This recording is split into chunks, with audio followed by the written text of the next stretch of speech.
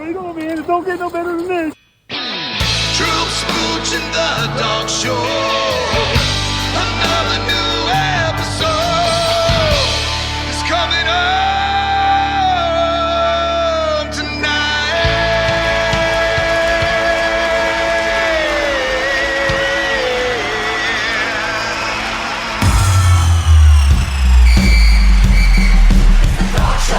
It's the Dog Show. It's the Dog Show. It's the Dog Show. You're listening to the one and only Dog Show. Your hosts, Troup Brenson and Smooch Moncrief. Just two dudes talking Georgia football. Welcome, dog fans, to the one and only Dog Show with Troup and Smooch. And Smooch, good to see you. And It's good to be here, buddy. back on the air and talk some football. Everything's ramping up rapidly as, man, there's so much content. We could probably do 2 shows tonight. But so much content, so much to talk about as the season is just around the corner. Yeah, and as this little we got a break in the sweltering heat from the sweltering heat this week, and all that makes you do is think of football. You put the smallest tinge of fall in the air outside, and I can smell football. You know, across the street from me is a practice field, and man, you can hear those. They had officials out there for their scrimmages. You can hear the whistles and pads popping, and ready to roll. So football is back. We got high school football right now. So Yeah, we're already kind of pre-game planning our opening weekend. That's a great slate of games that we'll talk about when it gets a little bit closer. Really kicking it off with that first game at noon with Texas and Ohio State, and then it's just that sets everything up to kind of get your attention. And then the Dogs at 3:30, and there's games all day that we really want to pay attention to. So we're already kind of pre-gaming that opening weekend, even though it's about a little over 3 weeks away. But we just can't wait. And jumping right in, Smooch, and we're going to talk about a few things tonight. Hope you're interested in. I will say go ahead and like and subscribe. Yeah, we appreciate that. Check us out on YouTube, where we're doing great, despite what some Florida fans think. Our podcast is doing just phenomenally, and we're excited about. yeah, it's been a great couple of weeks. Absolutely. Everything. We're going to talk about Georgia's new support staff and what they're looking to address with that, and what Kirby Smart is potentially looking at by adding these new eyeballs to what's going on with Georgia. Also talk about Georgia's wide receiver depth. We did talk last week about the defensive line depth, and ever since we talked about that, it seems like everybody else is picking up on Georgia's really deep and really talented on that defensive line, more so than you're used to. It's all young players who this could be the year. It should be some of these guys' second year in the program where they really start to pop and give you what you're looking for. And I think we're going to see something very similar with the wide receiver depth as well. So we'll talk about that. And then Tennessee, of course, pops up on our radar every once in a while and says some weird stuff. And so we're going to talk a little bit about Tennessee and their quarterback issues, and how they're really not issues according to Tennessee, which they never have been. Over the past 5-6 years, it seems like. And then also we might mention about with the new Netflix series that came out, Any Given Saturday, I think it's called. I've been watching that. I think I'm on episode 5 or 6, but some interesting takes than I guess what I've been reading so far, watching so far. When I think about that, which is just about to get started on it, but. So a lot to cover. We could cover a good bit more, but we're going to stop right there, I think, and just go through that. Absolutely. And jump on it. But I will say that I had a conversation the other day with a couple of friends, and people always ask me, I don't care where you are. It could be at a restaurant or at grocery shopping. People stop you and ask you, well, what do you think about this year? Right. What are the Dogs going to do this year? And, what about Mike Bobo and how's our offense going to look? And I was like, well, interestingly enough, Georgia did not run the ball at all, at all last year. The worst that they've ran it under Kirby Smart's tenure. Right. And I even saw it was just over 3 yards per carry in the first quarter, which contributed to a lot of slow starts, because you're always going to want to establish a run to start off with, and that just didn't work out last year. But so they have brought in some new support staff to address this very thing. and not just, as I was talking to this other fan, not just run it back and cross your fingers and hope for the best. Because if you do know Kirby Smart, and you fans do, that's not his MO whatsoever. He is not just going to leave things to chance. So he's brought a couple of guys in there to help with that. Yeah, Kirby, we were talking a little bit about this in the pre-show. When Kirby starts bringing people in, those are guys he thinks can do your job. Like, I mean, that's what he does. You know, when Kirby brings people in, it's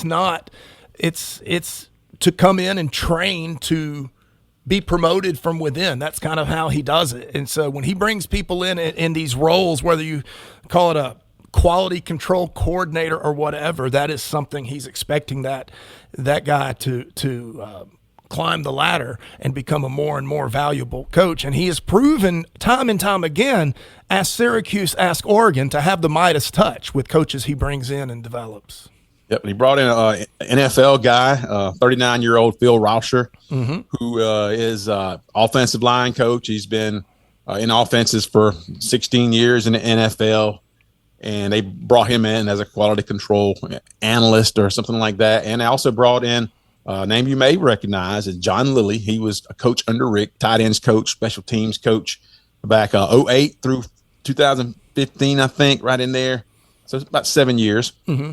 And well thought of coach. He's been in the NFL, and just coaches with experience. And I'm sure they identified these coaches for reasons to come in here and to put a new set of eyes on what's going on with the run game and with the offensive line, to look at design and scheme and really address the problems. Because when you get somebody from outside who hasn't, he's not a part of it, or hasn't been a part of it, that gives you the whole new perspective. And so I really, really credit Coach Smart for not just letting this drag on. He thought it was an issue last year. And, Georgia led the country in rushing touchdowns a year before. Right. So he's not somebody who's just going to let it to chance. And we appreciate that about him. So expect that emphasis to pay off for Georgia as they really want to get into the run game, especially with Gunnar Stockton as your quarterback. Exactly. Quarterback who can utilize the run game a lot better, and he's a quarterback he's shown to be very accurate deep balls. If you can run the ball and play action passes for chunk plays, man, you can do a lot with your offense. Very explosive, and that's what they're looking to improve on what was a deficiency last season. Yeah, I think last year you really had a perfect storm in a really bad way.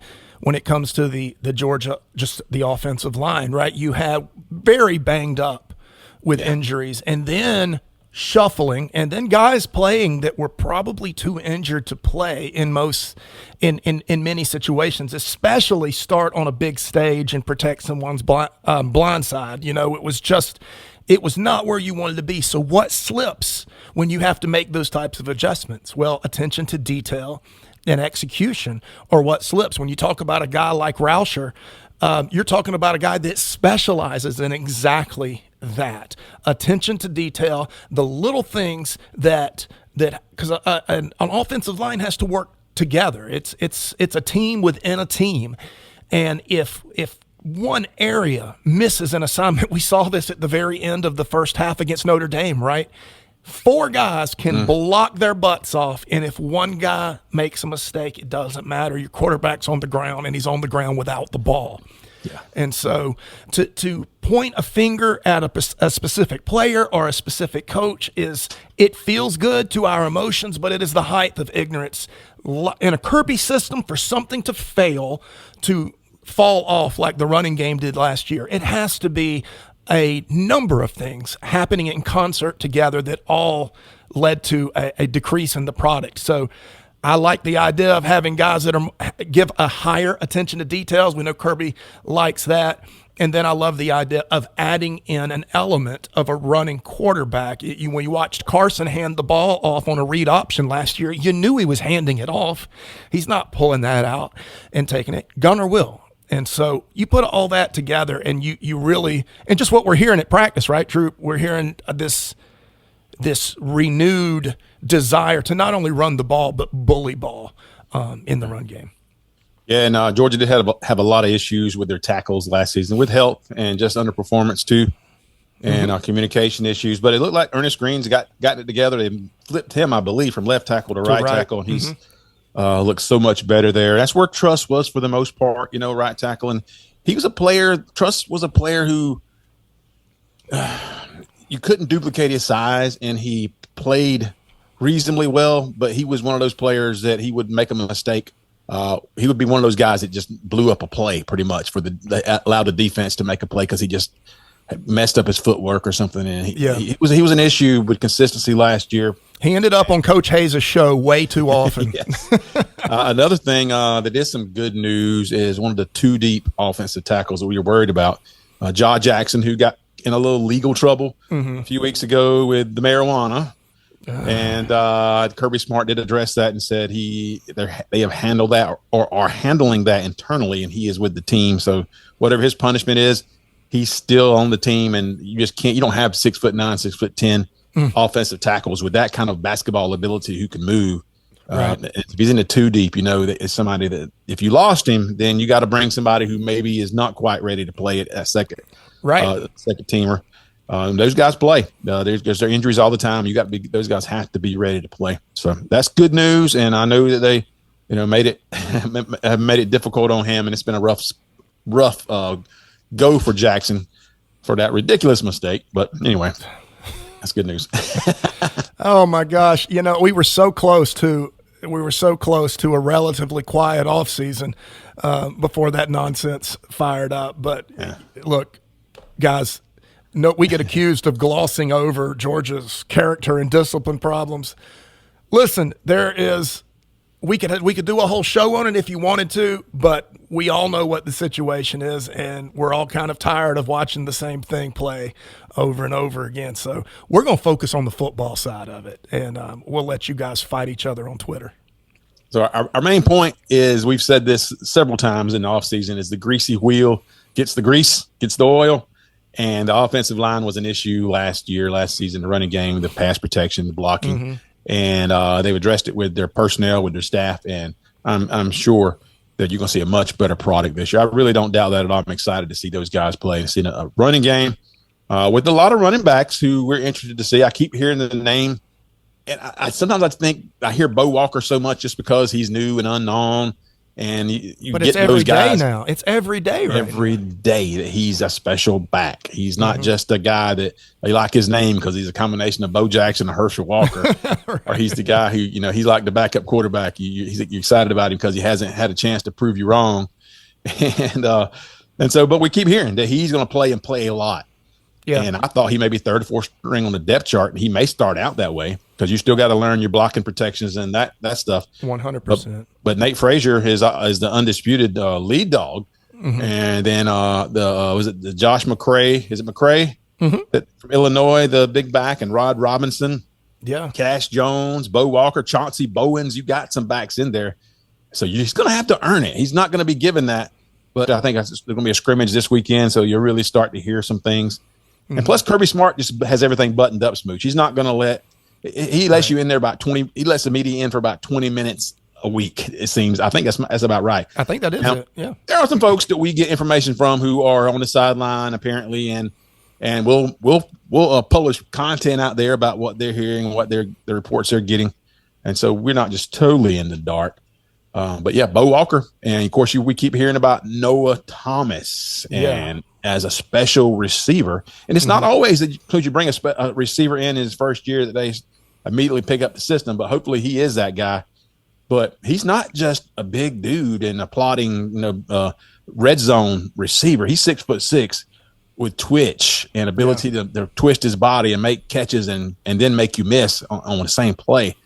So he and Bo Walker, the two skill players, are getting the most interest right or attention right now. Yeah, we're hearing it every day. Bo Walker for the reasons you said, but Noah Thomas, what we're hearing is he's a great route runner. He's not a large possession type of receiver. He's a big play receiver. He's just in a big, long, tall body. He had one play. I'll see if I can find it and put it up here. He had one play last year that tells you everything you need to know about the maneuverability and the twitch in his body.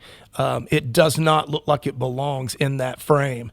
And so, yeah, he's been lighting it up.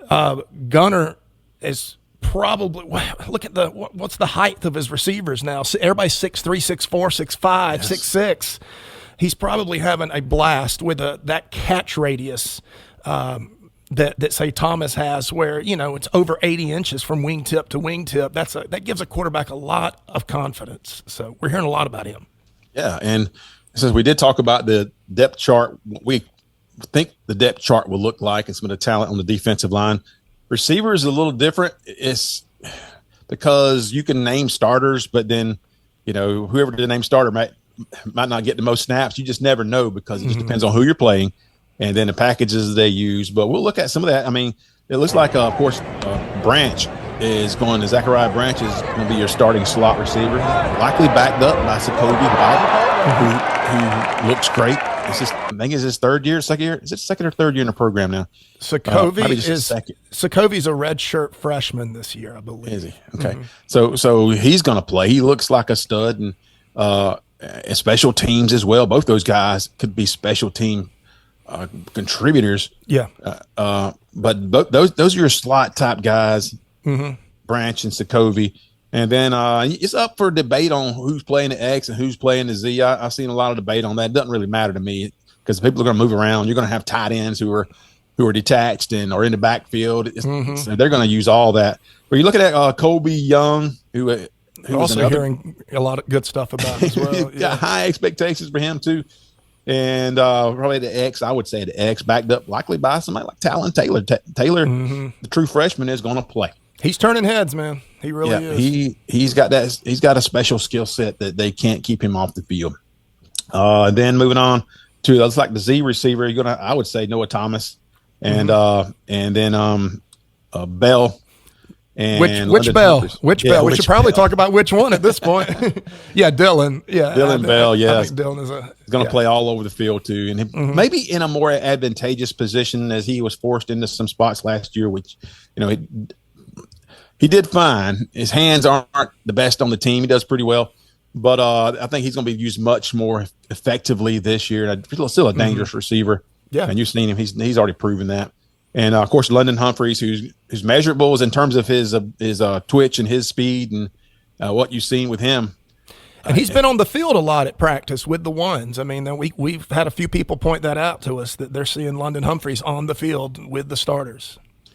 Yeah, and they'll try to find ways to use C.J. Wiley and Thomas Blackshear and, like you said, Jeremy Bell as well, all players who, depending on injury, depending on what you do that week in practice, those guys can see themselves in some big situations this year because Georgia does have a spectacular schedule. So not many games where they're just going to be able to mail it in and walk away. No, other than the first two games. So a lot of these guys are going to be in the spotlight for the first time with the ability to make household names of themselves, where they won't be people that nobody knows. That's why not getting any attention. But this is a year for a lot of players on offense and defense to start making a name for themselves. With this receiver group, if what we see with Kirby in other years and how he handles the wide receiver position, this is going to have to be a very unselfish group. You might be Dylan Bell, and it might be the third quarter before you get your hands on a football. Yeah. You might be asked to block, which Dylan's asked to do a lot. You might be asked to do a few other things, come out of the backfield. But there's going to have to be a give and take because you've got playmakers. These aren't just receivers. You got playmakers at each position. And so, what do you do when receivers by definition want the ball, right? That's the reason, as coach, he touched on it a little bit, the mindset of this receiving core, which is different than, say, the national average is you really do not have a lot of me-first receivers on this team because there's just nowhere for them to be. You're going to have to pull for the unit to succeed. I mean, the fact that Sokovi starts for, what would you say, over half the teams in the SEC? And I think so. Yeah. And he might not see the field until late or on a gadget play. He may get one or two plays a half designed to get the ball in his hands, something like that. So it'll be very interesting to see how Kirby handles all that. And of course, all this can be rendered moot with 2 injuries, right? Then we're so. Yeah, but and Georgia in their championship seasons did exactly that. And obviously one of the most iconic players in Georgia history, Brock Bowers, many times he would have 2 or 3 catches a game. But then in games that were tightly contested, you kept hearing announcers. And I was watching a game this week, just looking back, and it was like the third and fourth quarter. Announcer was like, "Where is Brock Bowers? Where is Brock? Oh, where is Brock Bowers?" And then in the fourth quarter, Brock caught about 3 or 4 big passes and put it away. And showed you I'm the closer. I'm the guy who those gamers. You depend on them when the game's on the line, and those you don't have to get 8 to 10 catches a game like a lot of programs do because they got 2 playmakers. That's what you've seen. That's why there's so much conversation over the years where if this player didn't get hurt or that player didn't get hurt, I'm like, yeah, you guys are depending on 2 playmakers to carry you. Right. And there's a reason Georgia doesn't do that. So, yeah, these guys are going to have to be a team over me. And I think they already understand that part of it, but with an equal opportunity, with a chance to shine, of course. And Georgia's shown you they'll throw the ball. They'll put the ball in the air. No problem with that. I think Gunnar Stockton is going to alleviate a lot of those concerns about Georgia being able to pass the ball, him being able to pass the ball. I don't. I think that very early on in this season, which we haven't really gotten to our season predictions, but I think you're going to find out that the media are the only people with any trepidation over whether or not Gunnar can throw the football. Kirby has none, or Gunnar wouldn't be the thrower of the football. So they're going to let him throw. They're going to let him do his thing, and he loves, and I mean loves, going deep. Gunnar loves those arcing deep throws, let the receiver make a play. You're going to see that more this year than you have in the past few. You should, yeah. The weapons are going to dictate that, and plus just the ability to run the ball is going to set that up a lot more. And the thing is, Smooch, when you have all these weapons, you're going to have mismatches. And your team, you're going to identify the mismatch, whether it be who's going to cover Zach Branch, or if maybe Zach Branch and he gets a lot of attention over the middle, it's going to open up some one-on-one potential with those big outside receivers, or it's going to put one of your running backs with a linebacker trying to cover him. And there's a lot of potential when you have those personnel. And we haven't even spoken about the tight ends. I do think that, and it's the tendency is to move on to the next, and who's next up. Right. But I think Delp's going to have one of those big years because they say in the way he's really dedicated him. Always a strong dude, dedicated himself in the weight room. And you saw in the late in the season, the SEC championship game against Texas, he made a couple of plays where he just willed himself to a first down. It's like, okay, he's flipped the switch. And he even made comment during the offseason that maybe they took too much for granted or their heads weren't where they needed to be. And there's a renewed commitment to that, and just what he's done in the weight room, it looks like he's ready to go and have a huge season. 250, man. He weighed in at 250 earlier this week. 250. Yes. Come on. And of course, you got Lucky, who is maybe he might be the best tight end of all now. But you say that, I say that, and then you can't pass up Jason or Jaden Riddell, who talent wise may be at the top of the heap. And then I say that, and you hear all about the 6'7" Elias Williams. Right. We thought maybe take a year or two to physically be ready to play on for Georgia, and that doesn't look that way. It's looking like he may be too good. Yeah, it's gonna be hard to keep him off. Yes, and we saw he's a different player than Washington was a couple years ago. Much more athletic, much more of a receiver. But he's added a lot of good weight, lower body, gotten stronger. And that size, we saw the difference when you could put Washington at the end and you didn't know if he was going to be attached or blocked or he's going to run for a route. And it put teams in a huge bind. Yes. You really had to account for that, whether he was used that way or not. You had to account for it. And it was a big advantage for Georgia offensively. They may go right back and try to use Elias Williams in a very similar role, but with more ability to receive the ball. And so, I mean, it's just, maybe this is just typical fan gushing over new players who haven't let us down yet. Right. Well, I'll tell you with Elias, he's a different style of player than we've had. So he may measure in height similar to Darnell, and he may measure in ability more like Noah Thomas, to be honest with you. But if you think, I think about the freshman and sophomore year for a guy named Jimmy Graham. Jimmy Graham went on, just lit it up in New Orleans for a few years. Is a 6'7", athletic, smooth tight end. That's what this guy is. He's smooth.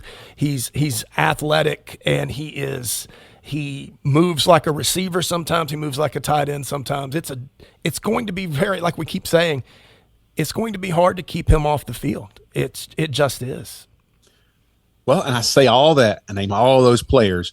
And in the spring game, Georgia really wanted to take a good look at Barbour because he's a true freshman and he is an animal. He is one of those guys. He made his reputation in the state playoffs in high school, where he caught everything physical, had the dog in him, and he was just that player who may be more of a wide receiver, but he's in a tight end's body. And so if you don't spotlight him as much as you did and throw the ball his way that much in the spring game, if he doesn't have a role on your team, there's just nobody like him either. Well, he is filled out so much. You see the pictures of him walking around on the field. His arms are ridiculous. So I think he weighed in around 237, 238, something like that. But it's all muscle. He is chiseled. He doesn't look like any wide receiver or tight end and from Smooch, 10, 15 years ago. One reason we throw all these names out there and it feels like they're all on the same level with high ceilings is because this team is so young. Right. And so you don't have these juniors and seniors who have already separated themselves and you kind of know what you're going to get. Most of these guys are really a step away from each other in terms of their ability and in terms of their experience. So we throw them all together, and it's a good problem to have. You'll have some of these guys get injured. You'll have some of them who don't get enough playing time and decide that 1 year was enough at Georgia. Yeah. And Coach Smart is a tough coach to play for if you're not playing as much as you want to play. So that'll happen. But the depth that Georgia has, and one of the highest, is it the highest blue chip ratio in terms of 4- and 5-star players that they've ever had as a team? They've ever had, yeah. And so the talent is there. It's just it's just separated differently because you don't have them in typically senior players who would be entrenched there. Yeah. You got a couple of them. But like I said, with Noah Thomas, he's an experienced player. With Zach Branch, experienced player. Kobe Young, pretty much, he can. I think he's going to be a good player, but he's probably third in line right now. He could lose snaps, or he could split more snaps than those other guys do. But Georgia will look to get mismatches. I guarantee you, a lot of what they're doing, they're so excited because from January into July, it's tough as a coach. It's tough as players. You're doing a lot of things that are football related, but still aren't on the field football related. So now they're getting a chance to get on the field, and the coaches, Coach Smart, just loves this time of the year where he gets to see all these players get out there and prove what they've been working on, prove what they're going to do, and that's the big part of putting together a team, which Kirby's mentioned that he really likes putting together a team and seeing how everything fits. Well, with youth, a lot of times, sure, immaturity comes along with youth, and so does mental mistakes. But one of the other things is just exuberance and love for the game that comes around with youth, and that's what we've got. There is a shift in college football, right? It's not now. It used to be year 3. That was the year you became ensconced, right? Now it's year 2. That's right. It's just moved up a year. You've got true freshmen like the receiver out there at Ohio State that come in as a freshman, makes his mark, and now year 2, he's the ensconced best receiver, in football, that type of thing. And so you're just seeing the clocks being reset. But number one, it's not the way Kirby's always preferred to do it, but it's something that every other team is having to deal with as well. So I just like Kirby's ability to adapt within these new parameters better than I like any other coach's ability to adapt to them. And like I say, if you listen to what Kirby is saying this year, he is remarkably positive for Kirby at this time of year normally. I think he really does see there's something going on. There's a buzz about this team this year. Yeah, he's really preaching that passion, fire, and energy. Mm-hmm. And he is seeking those players that are passionate about football. And they've been doing something at practice now. I don't know if you saw the blue helmets. Yeah. If you get a blue helmet, that's because you've shown passion. Mm-hmm. And we've seen some of those players. C.J. Allen had one on. It looks like Kobe Young had one on. Yeah, Kobe's had it twice. And there was another player. I'm not registering who it was. There's a couple. I thought I saw 3 different players that had those blue helmets on. So they're identifying that and finding out which players. I think they are hungry. They're young. They're hungry. They're looking to prove themselves, and so much talent. And they suffered a gut-wrenching loss to end their season. I mean, that's just that altogether that just sticks with you. You can see it in the attitude at practice. Well, that's what we know going on with the team right now. Things are going to change. Like I said, next week we'll have some notes to go over from a scrimmage, which we'll be super excited about that. Mm-hmm. But let's take a look at the coaches poll. That's really another sign that the season is upon us. It is here, man. Georgia does come in at number 4, which is pretty right about where they need to be. No rat poison. And Georgia, hasn't. I don't think they've earned a number 1 ranking just yet, but still right in there, number 4. Who's number 1, Smooch? That would be the University of Texas, Troup, Prince. You know, those guys that earned everything. Remember that team that came in second in the SEC last year after losing 2 games to Georgia? Them. Yeah. They always get the benefit of the doubt, Smooch, and they have so far. Mm-hmm. They got an easy schedule last year. The 2 toughest teams they played were Georgia and Georgia, and they lost both of those. And the one they lost that I could see them losing that tight game in the SEC championship. They hadn't been there before, and Georgia has. Georgia just knows how to win those games. Right. But when they hosted Georgia at home with the crowd and the media and everything, I say they laid an egg. Georgia just knew how to turn it up a notch or 2 higher than they could. Yeah. They didn't have that gear just yet, or if they ever had it, I don't know. Georgia does. And Georgia looked like an immensely better team. Went up 23-0 to start that ball game. It's kind of like what Alabama used to do to Georgia when Georgia was trying to get too big for their britches. Yeah, and put them right back in their place. But go ahead. What I don't understand about the Texas hype is the assumption that Arch Manning is the Heisman Trophy favorite and is just going to go and do all this because of who his family is. That part to me just feels, usually media hype like that blows up in the face. And, I still have in my mind, Arch Manning played significant playing time against Georgia when they played Texas in Texas that first time. And that iconic picture of Quinn Ewers and Manning on the sidelines together looking completely defeated and dejected, is that what to expect from Arch Manning, or is it the fact that he can put up some big numbers against high schools that Texas happens to play along the way? So if they're, a lot of people are saying he's the front runner for Heisman, which is way too soon. Who would you say? This is off the cuff here. Mm-hmm. Do you have anybody on your mind who you think legitimately should be favored right now, preseason, not playing this year, as a Heisman front runner?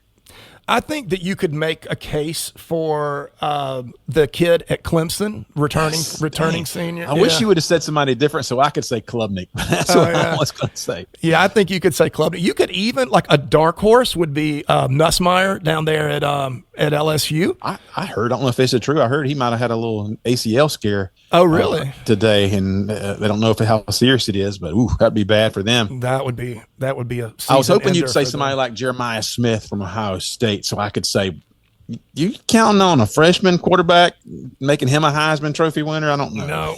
No, receivers do not. Receivers very rarely can keep it together for long periods of time because they're the rock stars of the team, and so you rarely see a Heisman go to one. I mean, you see it, but it just, to me, it never tastes right. But I could see if Clemson takes care of business, especially early in the season, and goes on and does their thing, I could see Klubnik with the Heisman. He came on after Georgia rearranged really him a shoved little against bit. him last year. He got he got himself together, which showed a lot from him, and he had a good season in the ACC. But it's the same ACC schedule he's going to have all year. He's going to put up big numbers against in the ACC. I mean, despite what Miami seems to think they are, I think Clemson's got to be the front runner in the ACC over Miami. They're just a better roster, and they got a good defense. Not saying Miami doesn't have some pieces. I just think that Dabo and Clemson are a step ahead of them. So that would set him up to be a front runner. This is a whole topic for a different show, but I just wanted to test you out right there and see what you thought. I think it's good. We talk about stability and returning, and that's one of the things Clemson has this year. Dabo not being so big about the portal, there is a lot of stability that comes along with that. Yeah. You throw that in with a returning quarterback. Yeah, you got something special there. Clemson could win the whole thing this year. I mean, I'll be honest, they can. Yeah. So let me ask you a very, very important question. Do you have a Delusional Fan Alert bumper anywhere near you that you could just push a button? And you know where that is? If you keep talking, I'll find it. Told you it was an important question for you, Smooch. Well, I found the Delusion Index. That's not what I'm looking for. It has been a while. It's been a few weeks since we had pushed this button. But as the season is almost here, I got a feeling that we're going to use it a lot more. We're ready. You ready to roll? Let's do it. Hit it. That was good broadcasting. So delusion is a fixed false belief that doesn't change in light of conflicting evidence. They don't know reality from their dream worlds, and they won't go outside and play. A fixed false belief that is not grounded in reality. I had a feeling that you may not have that right under thumb because I didn't really mention it in pre-show, but the topics definitely were there. And if we had to do a quick poll right now, which team were we talking about in the Delusional Fan Alert? I got a feeling you guys would probably get it about 70% of the time, if not higher. And that's only because USC would be the other choice, but they could be on this one too. So it may be a twofer today as Tennessee right back in the mix. Doing their thing, right? They do not miss an opportunity to just escalate to another level of delusion, given any chance. They are the gift that keeps on giving. They're a never-ending spring of delusion. And it usually revolves around who their quarterback is. Right. It does. And a few years ago, where the only time they had it right was when they had Hendon Hooker. But what they didn't have right is their roster was nowhere. Their defense was absolutely terrible. And they run a gimmick offense that that shows itself when you play quality defenses, and Georgia exposes that every time. But Hendon Hooker was the real deal, the quarterback that actually could run the offense and maximize it. But then they moved from there. Was it Joe Milton? And they thought he was going to step right in. Yep. And keep they had the seat warm for 1 year until the great and powerful Nico. Exactly. And while Joe Milton was keeping the seat warm, they were paying Nico $8 or $9 million to come on in to win multiple Heismans and championships, and you could not convince him. It's very similar, I think, maybe a step above the way Florida feels about Lagway, because right now, since Lagway was hurt last year and didn't play a whole lot and didn't really play the best schools, and so his potential still feels unlimited, and you can't tell Florida right now that they're not gonna that he is not Superman. And you could not tell them that Nico was not Superman. No, because he looks. I mean, when he's got his little hair bonnet on and standing there, and he's so lithe and just zipping balls all over the place, looks so Hollywood cool. Yeah, but he's in Tennessee, and things are just different there. And just I don't think he was the player talent wise. Yes, but whatever's going on up here, not that he's not a smart kid, but there's something that wasn't connecting. Right. He just never did. And so even though that they were all in on Nico, and he was best player in college football 1 year ago, best player in college football. They just figured out what we've been telling them. And it's funny because they're saying all this and it sounds like they're coping, but they're actually telling the truth. And you had a podcast up. I got you. I'll put it on right here. It was a bigger loss from perception, not so much a big loss from production. Like the loss felt bigger from a perception standpoint, maybe of the program. But if you really stop and boil it down, you didn't lose as much as you think you lost from a production standpoint. Yeah, what offensive production are we losing here? Right. They won in spite of him last year, for sure. Yes, many times. Yeah, you're 100% correct, Chris. They won in spite of him. There was games where he didn't do anything, and our defense made plays. I'll go back to the Florida game last year. Arion Carter, our linebacker, made an interception. The place went crazy, and then Nico just goes 3 and out from the 30-yard line, and we do nothing on offense. So the perception, that's a good point, and it is what I'm saying. People have this thing of like he's a great quarterback. He's really not. He's really not. And go watch film. Yes, and so they're telling you the truth, and that they won in spite of Nico. We know that they won because of their defense and because of Dylan Sampson last year. And Nico had opportunities. He really did. Nico had some opportunities to put the game on his back. He showed you what he was all about. Was it against Arkansas? Right. Where he had the fourth quarter. He could have won that game against Arkansas in the fourth quarter. Then he ran out of bounds on fourth down. Something, that reminded me of a guy named Reggie Ball that played for Georgia Tech. He did that as well, threw it away, I think. But yeah, so he was not that quarterback. No. He just looks great. Yeah. But when it's come to winning as a quarterback, he didn't have that it factor that you have to have. Hasn't had it, and so that's what everybody's saying now. They said, okay, yeah, we're going to be okay, because if you look at it, he didn't help us win last year. And so Aguiar, I mean, how bad is he going to hurt us? We're going to, we should be just as good this year. Oh yeah, just as good. And where they essentially exchanged quarterbacks. But the thing that is interesting to me when you talk about the Nico thing, and the thing that Tennessee never gets, there's something inside of a player that's more important than what you see on the outside of a player. And Tennessee doesn't seem to be interested in it, and the coaches don't either.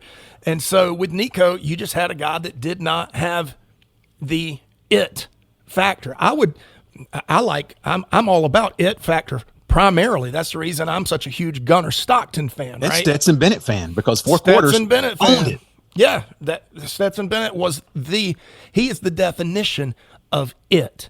And a year and a half ago, if you wanted to make a Tennessee fan fuming mad, tell them their team would be better with Stetson Bennett than it would be with Nico, and they'd lose their mind. And now they're winning in spite of Nico, and that's actually really true. I mean, that's spot on. True. Yeah, it's true. One of the things that through this Tennessee delusion and this flirting with greatness, but coming in mediocre by the end that Tennessee's been doing last few years, is it's really overshadowed the fact that they've got a pretty darn good defense. They have really done some stuff on defense, and if they could just build on that in any way. But man, Aguiar he's the next big thing, and he's right there in Knoxville. So buckle up.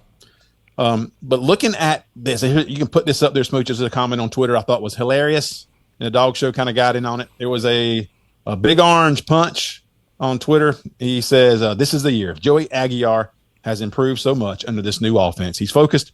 He's having fun. I wouldn't be surprised if he's a dark horse for the Heisman. Love it. That's talking season. That's preseason. I love it. There's nothing. He hasn't done anything as a Tennessee Vol that says he couldn't do that. So his ceiling is unlimited. And so I jumped right in because I agreed with him. And I said, yes, it's Aguiar season. He's proven to be that dude. And the funny thing is, Smooch, is that went unchallenged. It had 611 views, and nobody didn't argued that point. Nobody said, you said he's proven it, and nobody was like, oh, blended right in with the rest of the Tennessee delusions. They didn't even know they were the butt of the joke, and they just at least this Georgia fan gets it. He gets it, Aguiar. So again, it's quarterback. It's the quarterback stuff, and I know they've signed a the next Nico, and he may be a better version of Nico. The next guy coming in, I can't remember his name, but right now it's going to be Aguiar because I don't think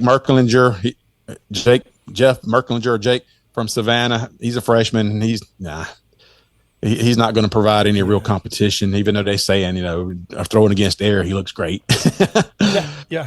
But so that's where they are. And since it was difficult, I'm sure when I ask you who's going to be at the top of the list here for Delusion, we got something for USC. USC also right there in the DFA. So delusion is a fixed false belief that doesn't change in light of conflicting evidence. They don't know reality from their dream worlds, and they won't go outside and play. A fixed false belief that is not grounded in reality. Oh, USC. Now, there's a couple of guys, and I actually really like Zulu Trojan. Oh, he's a friend. We give him crap on here all the time. He's a friend of ours. He's over the top in his takes on USC football, yes. But a lot of stuff he says, I agree with him. Football related, non-football related, I'm lock and step with this guy. I'm like, yes, I'm agreeing with you. But he is over the top in his takes, and he wasn't the only one. I think maybe Arrogant Nation is another USC fan who they're already announcing that this defense, which may be improved, but they gave up 24, 25 points a game last year. They already improved, and they're telling me how much they weigh and stuff like that. There's no football evidence other than roster the scale. Yeah. Yes, and but so they're announcing that, and so Zulu, when we pop this up there, says you heard it here first, big dog. Southern Cal has the best defensive line in the country. Receipts before they register. Wow. And so he wants receipts. Okay. He wants people. And of course, the dog show was like, yeah, I did. I said, well, I'm going to take that bookmark. You just go ahead, bookmark this. We love optimism and talking season. But there's no football evidence. It's novel, but it's more adorable than anything. It's not novel. It's just adorable. We enjoy that. But it is delusion to announce that you already have one of the best defensive lines in the country. They had that when Bear Alexander signed with them too. And now they got another Georgia cast-off in Jarrett. Right. And he's a 340-pound man that hasn't proven anything on the football field. Right. It is weird to proclaim the best at something without that group hasn't played a down together. It's a delicious type of delusion, but I got to say, USC fans, the ones that we deal with, so we don't deal with a lot of USC fans, but the ones we deal with, they are not affected at all about how many times they've been wrong. True.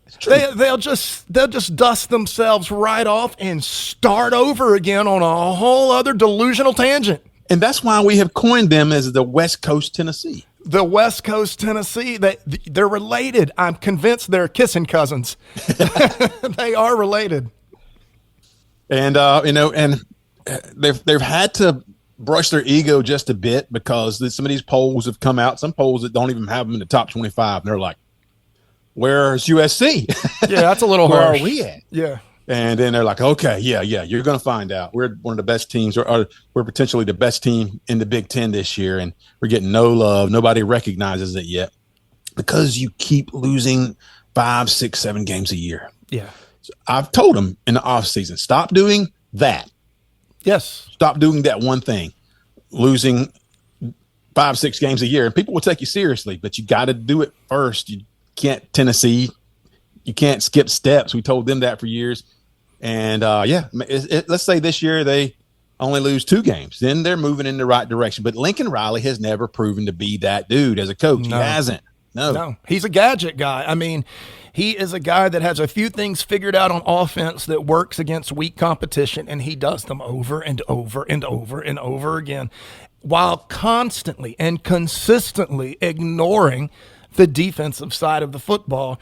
And it's obvious that the fans know it. That's the reason when they spout delusion, they usually do so on the defensive side of the ball, because I think they're calling Lincoln Riley's attention to the fact that he even has a defense. I don't know if he's aware. I wonder if he could name the players on his defense. That would actually be a very good exercise. Well, he's had good quarterbacks, and so that's how he's made his bones as a quarterback coach and, Heisman Trophy winners. But Kirby Smart has shown you, and people will never confuse Kirby Smart as a flashy offensive mastermind. They won't. Right. But he's rated as the number 1 coach in college football. That's not even a debate. Yep. And because there's so much more that goes into running a program, being a CEO of a program, demanding excellence, not letting any, like we said with these bringing in things that seem insignificant, like support staff. Yes. Who really pour everything to focus on one issue that you want to make better. And he demands that from his coaches, from his players. There's nothing that he leaves undone. Mm-hmm. And one year doesn't stretch into another without it being addressed, or even a game to game, if you can take that. But that's the difference in running a successful juggernaut of a program. Yeah. And that's what it takes. It takes some kind of a maniac, to be honest with you. It takes almost like, it's hard to, some of the best people who are most successful there's something about them that they just can't turn this switch off. It's about, they're crazy. They're crazy. I mean, he's insane. And it's just, Amy and I were just talking, my wife and I were just speaking about this. The only difference between someone that's just straight up crazy and someone that's considered a genius at something is that their craziness is just directed in an area that people like to watch or like to see. And that's what it is. I mean, Kirby Smart is insane. Like he has so much energy and drive. We would call it obsessive, yes, but it just happens to be for Georgia football. So everybody's like, oh, it's brilliant. Just absolute brilliant. And it is, but he's wired up different than a normal person is. And then you see all of this tiny attention to detail that I guarantee you're not seeing on a Lincoln Riley or Josh Heupel. I'm sure it's fun to play for a Lincoln Riley out on the West Coast, but get used to losing 5 or 6 games and losing games where you can lean on, we only lost by 1 score. Yeah. But that's what happens when some of those things go missed, and you can have a team that's talented enough to win those games, but it's a thin line between winning and losing. Yes. And the best coaches, I mean, there's only one Kirby Smart, there's only one Nick Saban, and those guys are cut from a different cloth. From a lot of good coaches, a lot of quality coaches and good men who want the right thing, want to do the right thing and build a quality program. And they have built good programs, but there is a gap between those top coaches, and we appreciate. We're so glad we have Kirby Smart, and we'll keep him as long as we can, of course. And maybe when Nick Saban comes back, I did try to troll a little bit a week or so ago on Twitter when Nick Saban was expressing some interest in maybe coming back and coaching. Like, I mean, he don't want to be the head man probably anymore because the same parameters or the NIL and everything that he left. Reason he'd want to be working for a coach that he respected and he could do what he does best. I see where you're going with this. Why wouldn't it be Kirby Smart? Why not? Let's do it. That would push the Gumps over the edge, wouldn't it? There would be, unless Auburn hired him. But but if that was to happen, that would Alabama drive everybody insane. And I have watched that new Netflix series. I'm halfway. I'm about 2/3 of the way through it, I think.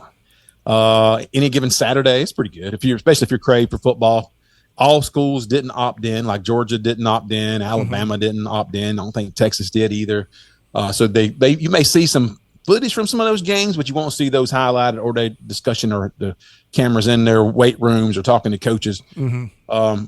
What I did learn from that, and I've heard it echoed across social media, is that LSU, South Carolina, who else has been Auburn? They're looking at those teams pretty closely. Arkansas, but Brian Kelly at LSU, who they really focused on. Yeah, I've heard this. Dude, he's just not got it. He's got a decent resume, but there's something missing with him. He just does not come off as authentic and a real. I mean, he coaches hard, but it just doesn't feel right. There's so much that he says that just doesn't ring true. Interesting. And the sort of motivation, if you're a player for him, you're probably like, it doesn't feel like he's in the right spot, in the right place. Maybe there is no right spot or place. He came from Notre Dame, right? Notre Dame. And then Willingham took over there, and he's taking them to new heights now and doing great things. But the coaches that I did like, okay, so Shane Beamer, he's focused on pretty well, and he's cringy too, but I believe him. He's got credibility. I think that's I believe him more. He's more believable, and even though he's cringy and he does stuff for the camera, it feels like sometimes, but I respect what he's doing. Yeah, he doesn't have the roster everybody has. Sam Pittman, same thing. Sam Pittman, believe him. Everything he says. I like even Napier from Florida. I'm like, I could, if he didn't coach Florida, I like the dude. I like him, and I think he's a quality individual, and I think he is passionate about what he's doing, and I believe him. And that's not everywhere. There's always a few coaches like that. Dabo Sweeney's another one. I think he's a good coach. He's not focused on this spotlighted, but he's a guy sometimes I'm like, he's kind of cringy like Beamer is. He's like a Sunday school teacher. He does a lot of cringy stuff. Yeah. But yeah, that's the main takeaway. It's fun to watch it. And they don't get it all right. But Vanderbilt, another program they followed, and luckily they did. Luckily, they decided to really jump into that to Vanderbilt. Why would they focus on Vanderbilt at all? Mm-hmm. And then they got them beating Alabama and having the season they had. Wow. And so I believe I got to watch that. Yeah, dude, Clarkley, their key played for Vanderbilt. Their coach, dude, is sold out for Vanderbilt. He is, when he talks and he is fired up in the meeting rooms with those guys and teaching. Love it. And he's serious. He wants to be the best. This is not going to happen, but he is saying we're going to be the best team in the country. Our goal is to be the national champion. They won't ever have the roster at Vandy, but they got the right quarterback. Yeah. In Pavia, and Diego Pavia is coming back for his 6th season this year, and he's good. So interesting to watch that. But yeah, follow that if nothing else, to make fun of Brian Kelly and to watch Vanderbilt beat Alabama. So you can confirm that Brian Kelly does no longer have a Southern accent? He doesn't, man. Okay. I'm here with my family, and we are so excited to be in the great state of Louisiana. He's a chameleon. He's a snake oil salesman. It feels like. I'm like, yeah. No. So that even further confirms to me, even though I think, I predicted LSU to have a good season last year, and they did not. They lost 4 games. Yeah, we got swindled by them last year. We were big believers last year. Yeah, it's not. I don't think he's going to take any team to a top 5 team. I just don't. And their defense was struggled last year, and it's probably going to struggle again this year. And I just don't believe him. So anyway, that's where we stand. Anything else, Smooch? I kind of went through my whole list to talk about. Oh, that's good, man. That's a packed show. We got a lot more to talk about, so we'll do that in a few days. Yeah. Do it again. Good stuff. We'll like I said, we will be able to cover maybe some scrimmage notes next week. We'll talk about that. Maybe get some clips out. Do check us out on our social media. You can have a lot of fun on TikTok and on Twitter with us, because as you can see, our main focus is not to troll, but we'll throw comments out there to get stuff going or kind of jump in there. And we like engagement. Absolutely. We do. And we don't have any problem with poking the bear a little bit. No. So jump on in there and have a good time with us. Yeah. We do appreciate you folks. You folks have made it a good run. We're just getting started. Absolutely. At the Dog Show Pod everywhere, people. At the Dog Show Pod. DAWG. Right. Yes, DAWG. Love it. For Smooch Moncrief, this is Troup Brinson saying so long. We'll see you soon. This is the Dog Show with Troup and Smooch. Dog Show. It's the Dog Show. It's the Dog Show. It's the Dog Show. It's the big and the bang and the boom.